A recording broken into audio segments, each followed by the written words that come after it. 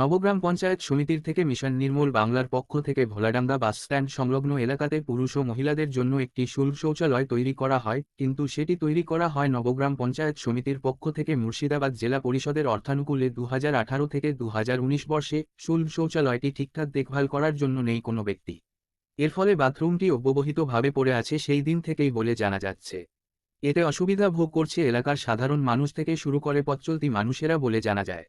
Bureau report, KTN 5 gram news.